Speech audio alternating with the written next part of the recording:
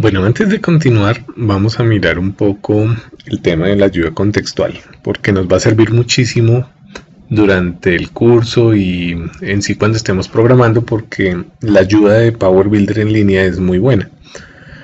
Nos saca, digamos, de muchos apuros y muchas dudas cuando estamos trabajando.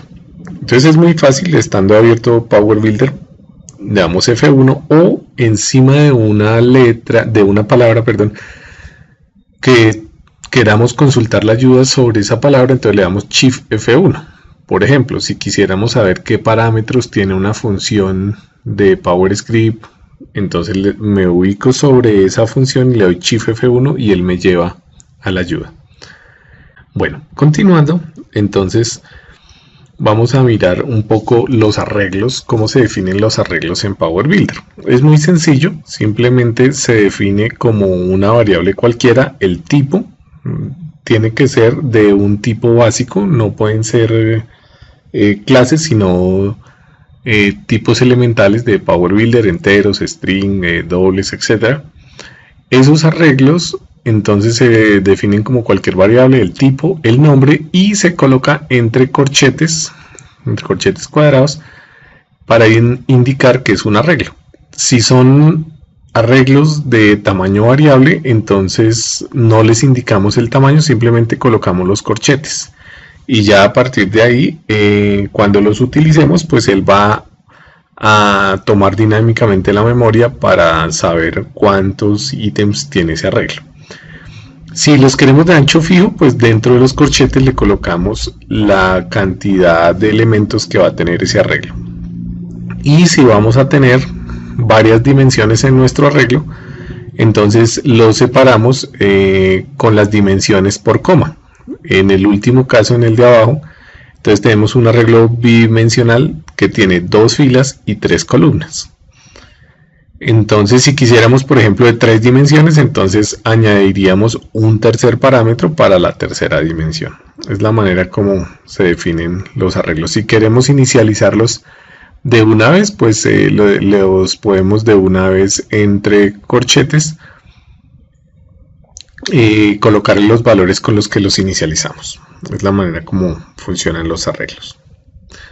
Ahora vamos a pasar a la parte de clases y de objetos, que es bien importante porque el concepto es clave para que trabajemos de aquí en adelante. Obviamente, como cualquier lenguaje orientado a objetos, pues en Power Builder todos los objetos son instancias de clases. Esas clases pues tienen una jerarquía interna que ya miramos en un momento, y esos objetos, pues como cualquier objeto, va a tener unos eventos, unos métodos o funciones y unos atributos o propiedades. Aquí en Power Builder normalmente no se hablan de métodos, sino que se habla es de funciones, y no hablamos de atributos, sino que hablamos de propiedades. Pero para las personas que están viniendo de otro lenguaje de programación, pues se escucha más a hablar de métodos o de atributos. Entonces, cuando estemos hablando de propiedades o de funciones, pues es para que no se pierdan y sepan que estamos hablando del mismo concepto. Y algo importante, pues que aquí en cualquiera de nuestros objetos podemos crear nuevas funciones o nuevos eventos adicionalmente de los que ya vienen heredados desde la clase padre. Entonces miremos un poco lo que son las jerarquías de clases en Power Builder. Todos los objetos vienen heredados de una superclase que es el Power Object. A partir del Power Object, entonces nosotros encontramos unas grandes clases, como lo encontramos aquí en la parte izquierda, donde está la clase de aplicación, de donde se hereda el objeto de aplicación, las funciones, que son funciones globales, el objeto de funciones. De ahí nosotros heredamos para crear unas funciones globales, la gran clase de objetos gráficos, las clases de objetos no visuales, las estructuras y las ventanas, que hacen parte, son una subclase de los objetos gráficos. Aquí en la parte de la derecha vemos un poquito más disgregada la parte de objetos gráficos, donde encontramos el objeto window, y dentro del objeto window encontramos todos los objetos que son drag and drop o arrastrables. Aquí enseguida entonces vemos la equivalencia de los objetos que podemos crear cuando nosotros vamos a Power BI y le decimos nuevo objeto, cuál pertenece a cada una de estas superclases, de estas grandes clases. Entonces está la ventana, que es el objeto que empezamos a trabajar, los menús, las estructuras y las funciones son los objetos que ahorita estamos trabajando. A partir de ahí, entonces nosotros podemos mirar unos tipos de objetos grandes, como son las ventanas.